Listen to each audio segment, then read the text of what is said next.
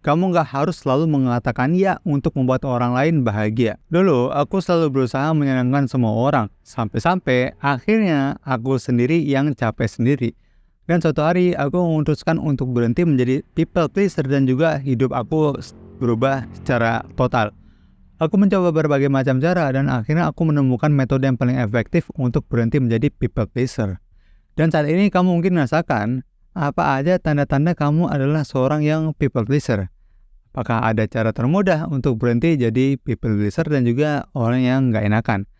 Bagaimana cara mengubah kebiasaan ingin selalu menyenangkan orang lain?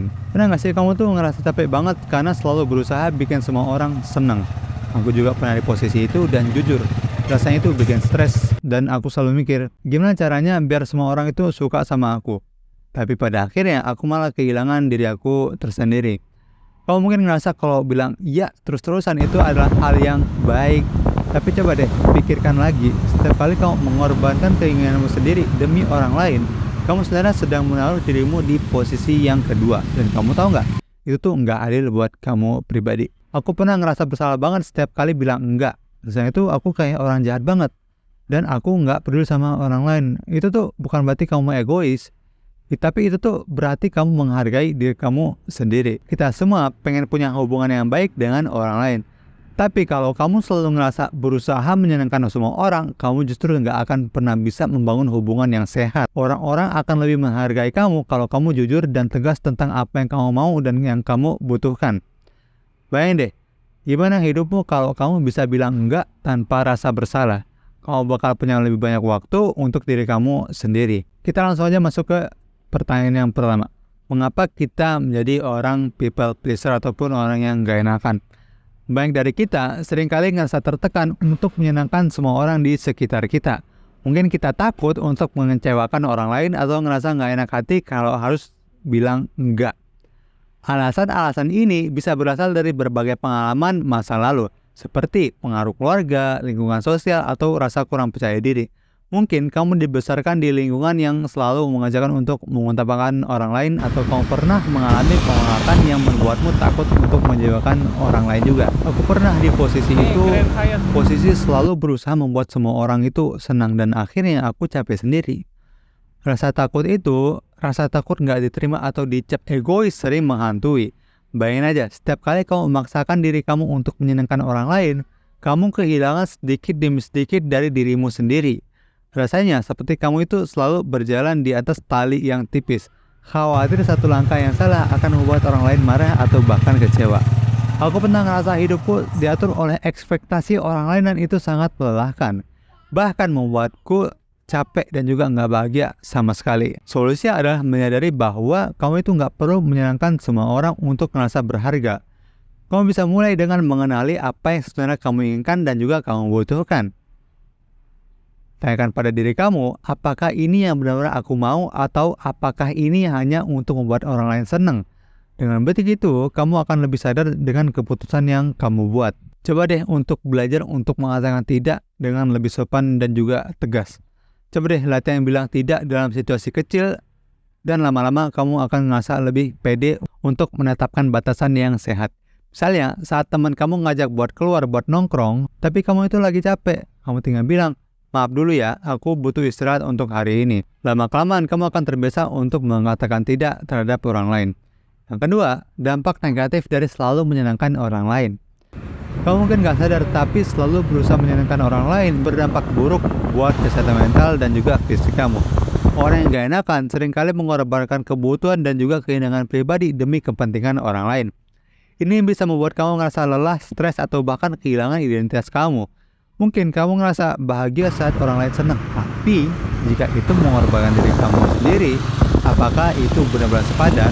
Aku dulu sering banget merasa cemas dan juga nggak bisa tidur nyenyak karena terus mikirin cara membuat orang lain senang, cara membuat semua orang ini senang. Setiap kali aku ngerasa harus menyenangkan semua orang lain, aku malah jadi kehilangan waktu untuk diriku sendiri. Rasanya kayak hidupku tuh bukan punya aku. Aku ingat banget bagaimana rasanya aku terjebak dalam lingkaran setan dan itu nggak ada ujungnya sama sekali. Selalu mengiyakan permintaan orang lain tanpa pernah memikirkan apa yang sebenarnya kita butuhkan. Bayangkan aja, kamu baru pulang kerja dengan perasaan capek dan pengen istirahat, tapi kemudian ada teman kamu yang minta bantuan, nongkrong dan semacamnya. Kamu tahu bahwa itu tuh kamu butuh waktu untuk dirimu sendiri, tapi rasa bersalah dan takut mengecewakan orang lain membuat kamu iyain aja. Hasilnya kamu kecapean dan tertekan, bahkan kamu bisa sakit dengan hal tersebut. Padahal kamu yang nggak netapin batasan sama sekali. Untuk mengatasi ini, penting buat kamu mulai memprioritaskan diri kamu sendiri. Kamu harus belajar mengatakan enggak dan menetapkan batasan yang sehat.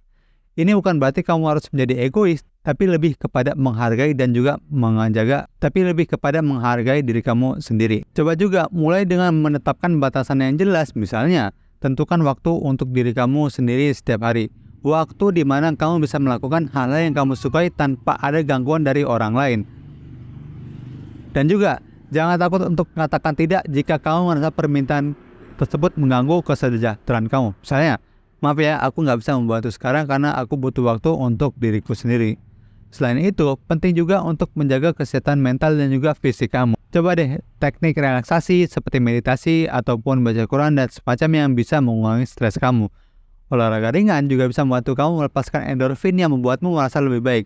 Kalau kamu merasa terlalu terbebani, jangan ragu untuk mencari dukungan dari teman, keluarga, atau bahkan profesional. Itu bisa membantu kamu sehingga kamu nggak stres karena nggak enakan sama orang lain. Lalu yang ketiga, cara meningkatkan kepedean untuk berhenti jadi orang yang nggak enakan. Salah satu tantangan terbesar untuk berhenti menjadi orang yang gak enakan adalah rasanya kurang percaya diri. Kadang kita tuh ngerasa bahwa kita tuh gak cukup baik atau takut dengan orang lain, akan marah atau kecewa jika kita mengatakan tidak.